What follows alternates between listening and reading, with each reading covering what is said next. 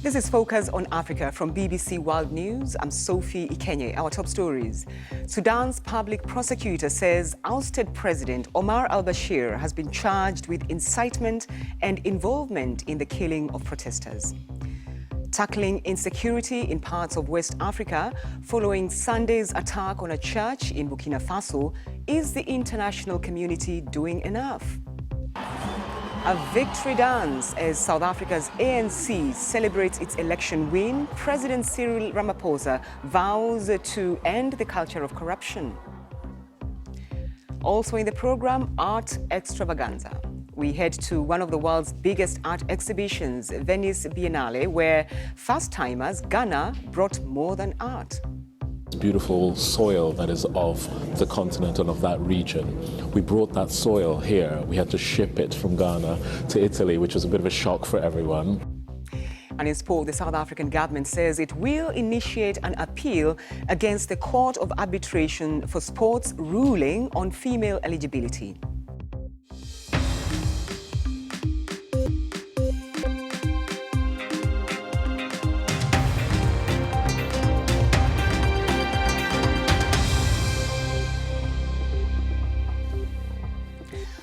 Thanks for joining us on Focus on Africa from BBC World News. We begin in Sudan because in the past few hours, the authorities have charged ousted President Omar al-Bashir with incitement and involvement in the killing of protesters. Now, Mr. al-Bashir was removed from office on 11th of April following months of protests across the country. Reports also indicate that the leaders of those protests have reached an agreement with the country's military rulers on the makeup of a new sovereign council to run the country. Well, the BBC's Will Ross has been keeping an eye on developments for us. Will, two huge developments, but plenty of questions still around the charges against Omar al-Bashir. Yeah, well, this statement from the Chief Prosecutor's Office says that the charges are in relation to the killing of protesters, and specifically it mentions a doctor who was killed in January. Now, some viewers might remember the story about Babakar Mohammed, who was treating protesters inside his own home when the police fired tear gas into the home. He's reported to have come out with his hands in the air and said to the police, "I'm a doctor, I'm treating protesters." A policeman took 2 steps back and then shot him through the chest, having said, "You're the one we're looking for." So that's a specific charge. Remember also in the last few weeks we've had reports that investigations have been opened into money laundering accusations against the former president.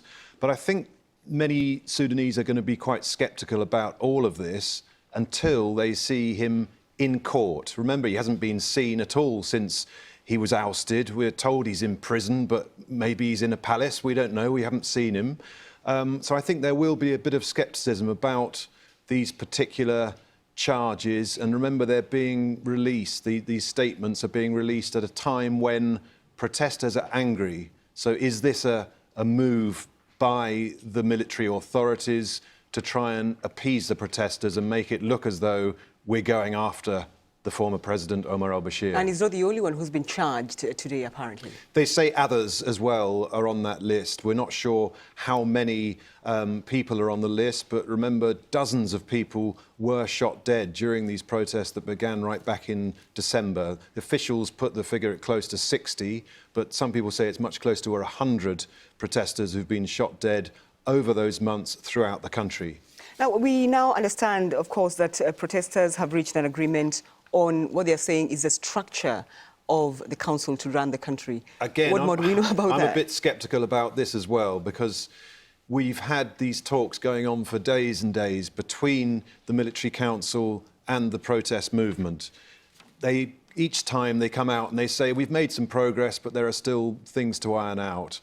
Today, after some delay, they've come out and they've said, we've agreed on the structure, but then a spokesman for the protest movement has said, tomorrow we're going to talk about the composition of the council. Well, the composition of the council has been the sticking point so far. Who's going to lead it? A man in camouflage or a civilian? How many military people will be in it? More civilians or more soldiers? So it looks to me as though the really contentious issues have not yet been resolved, even though the military's come out and said, we've cracked it, we're fine, we've resolved our differences, and there's also been a positive statement from the protest leaders. So we'll have to see whether they really have resolved this or not. And so there's still some way to go. Will Ross, thank you. Thank you. Now, extremist violence in Burkina Faso has been worsening in recent months. On Sunday, dozens of gunmen broke into a church in Dablo in the northern part of the country during Mass. They killed the priest and 5 others before burning the building down and setting fire to other structures. It's the 3rd attack on a church in the past 5 weeks, and it's threatening the stability of West Africa. While Burkina Faso was once immune to the violence that wreaked havoc in neighboring Mali and Niger, but in 2015, jihadist violence flared following the election of President Roch Kabore. Since then, close to 400 people have been killed in attacks by Islamist militants, and in the past year, the number of attacks believed to involve Islamist militants has quadrupled. By January this year, at least 100,000 people had been internally displaced. Well, James Blake, he's an expert on intelligence, terrorism and risk management. He's advised the International Monetary Fund and International Rescue Committee on international security matters. He joins me now from New York. Thanks for taking time to talk to us on the program. Why is Burkina Faso becoming such an easy target now? I think there's a number of reasons. On the one hand, you've had this sustained counterterrorism operation happening in Mali for several years now. And that has pushed a number of terrorist groups, extremist groups into Burkina Faso. And in addition to that, if you've got to look at the underlying conditions which are in the country. So for instance, 40% of the people live under the poverty line. There are a lack of services in health, a lack of services in education. And these are really provide conditions which a number of different terrorist groups have exploited to take advantage of. And then the final reason is that, as you mentioned earlier, obviously there was a change in president in 2014, and the previous president had an agreement with a number of armed groups, which is widely believed had kind of kept a lid on the terrorism problem in the country. How is the relationship between the military, the government and the locals at the moment? Well, it's contentious. The government in a number of cases has had to rely on vigilante groups to provide security in parts of the country, particularly in the east of the country. And there have been a number of incidents where there have been issues where these vigilante groups have used disproportional force to sort the situation out. And so that's raised tensions. And in addition to that, the government's military itself has also conducted a number of human rights violations in relation to kind of attempts to keep a lid on the terrorism issue. Well, there are some people who are questioning why the US-French alliance in the Sahel region seems to be doing very little about this.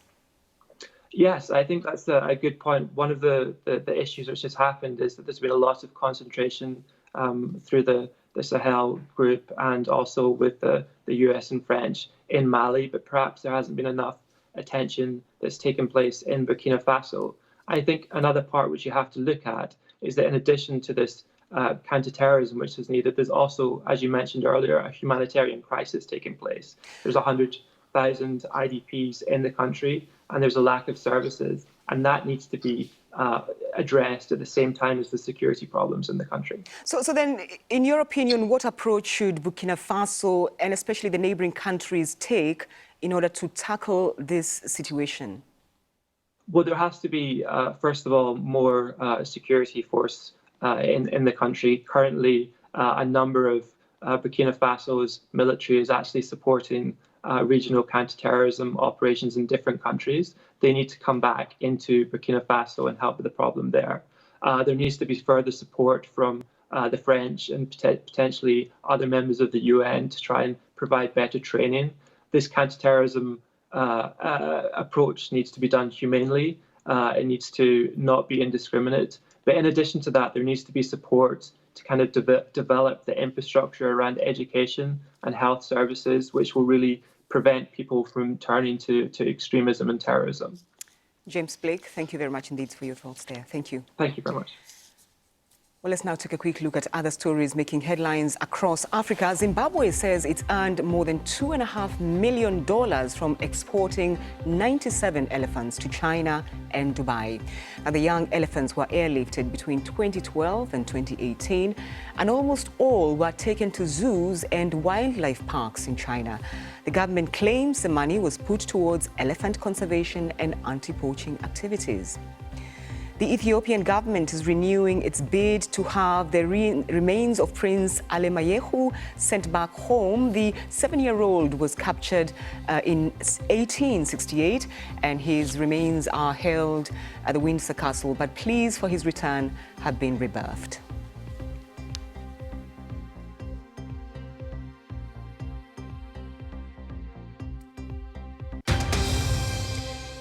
South Africa's President Cyril Ramaphosa has promised to rid the African National Congress of bad and deviant tendencies. He was speaking to supporters after the ANC's recent election win, its lowest ever, at 57.5%. Mr. Ramaphosa admitted that voters had expressed their frustration with the party, which is facing ongoing allegations of corruption in its ranks. Lebu Diseko has more. Celebrating victory and promising a fresh start. South Africa's President Cyril Ramaphosa telling supporters the real work starts now. This is a new era, comrades. We are going to do things differently. We are going to do things effectively. We are going to make sure that we inject growth in our economy. His party, the African National Congress, won last week's general election, but it was its slimmest majority ever at 57.5%. Voters punished the ANC for the struggling economy, high unemployment, and allegations of widespread corruption. Ramaphosa's supporters say without him, the ANC may not have won at all. But his party is still deeply divided, and there are questions about whether he's got the support to make any big changes. Cyril Ramaphosa will soon have to pick his new cabinet. He's already said he won't appoint leaders who are trying to fill their own pockets. South Africans will be watching his next move to see if he makes good on that promise. Lebu Diseko, BBC News. This is Focus on Africa from BBC World News. Still to come, a dive for the finish. Find out why this hurdler made this leap at the end of his race. All will be clear in the sports.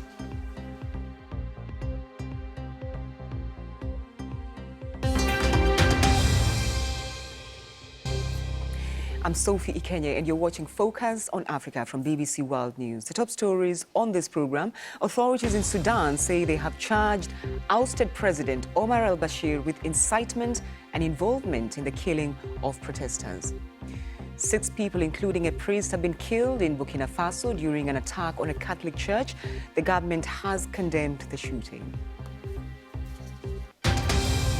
Now, it's called the Olympics of the Art World. The Venice Biennale 2019 opened this weekend. Exhibits are spread across several spaces, including the 2 main ones. That's the Arsenal, where dozens of national pavilions are housed inside massive old Italian stone buildings. And then there's the Giardini, the picturesque gardens just next to the Grand Canal.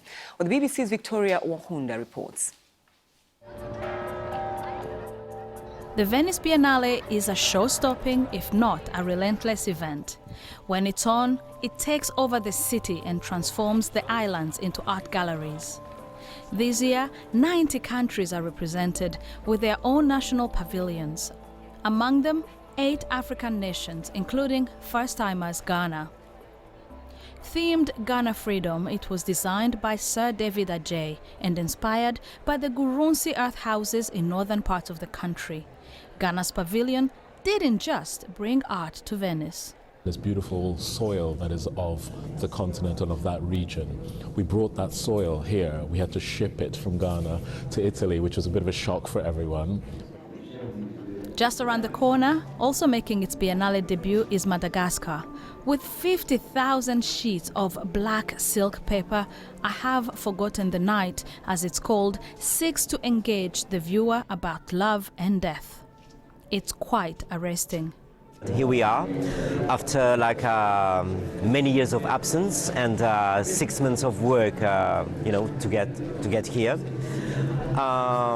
It's an historical moment. Other African countries like the Ivory Coast, Seychelles and Mozambique are also here showcasing the best contemporary art from their homes. Zimbabwe is also there with one of the youngest artists at this year's Biennale. But despite the global interest in African art, many African countries continue to struggle to make it here, often because of a lack of funds. Egypt and South Africa are the only two African countries with a permanent space. It's often criticized for being for the privileged few, but there is no doubt that showcasing your art and representing your country at the Venice Biennale is still a big deal in the art world. And there may not have been a large African representation this time around, but the 8 countries that are here managed to bring bits and parts of the continent to the Biennale. Victoria Wonghunda, BBC News, Venice. You're watching BBC Focus on Africa. Time now for some sport. Peter. Many thanks, Sophie. And the South African government says it is instructing the country's athletics governing body to appeal against the Court of Arbitration for Sport's decision on female eligibility that directly affects their Olympic champion, Caster Semenya. Earlier this month, CAS, the world's highest court for sport, ruled that Olympic gold medalist Semenya and other female runners like her with unusually high testosterone must take medication to reduce their levels of the male sex hormone if they want to compete in certain events. Any appeal would now have to be made by the end of the month to the Swiss Federal Tribunal. Now, fans of Manchester City all over the world are still celebrating the defense of their Premier League title. Pep Guardiola's side, victorious last season with a record 100-point haul, recovered from an early scare at Brighton to finish top again on 98 points, 1 point ahead of Jurgen Klopp's Liverpool. These were the scenes on the team flight as the players made their way from the South Coast back to the Etihad Stadium, where the celebrations continued into the wee hours of the morning, obviously enjoying themselves there.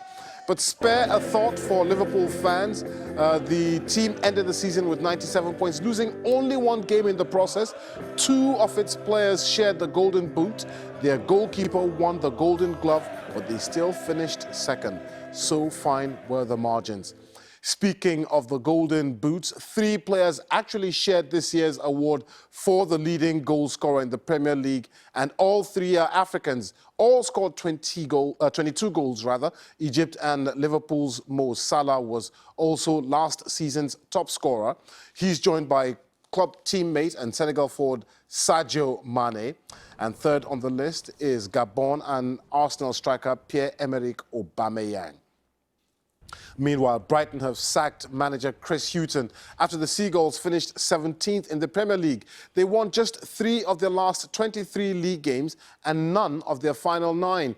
Hughton, who joined Albion in December 2014, led the club to the Premier League for the first time in 2017, and they finished 15th in their first season back in the top flight. The 60-year-old, who was contracted until 2021, also took the club to the FA Cup semi-final this season, where they lost 1-0 to Manchester City. To basketball now, and Kawhi Leonard's buzzer beater to beat the Philadelphia 76ers in Game 7 of the playoffs and send the Toronto Raptors to the NBA Conference Finals has been described as a movie moment. The ball bounced 4 times on the rim before dropping in as the Raptors won 92-90 to claim the series 4-3. They will now play the Milwaukee Bucks in the Eastern Conference Finals.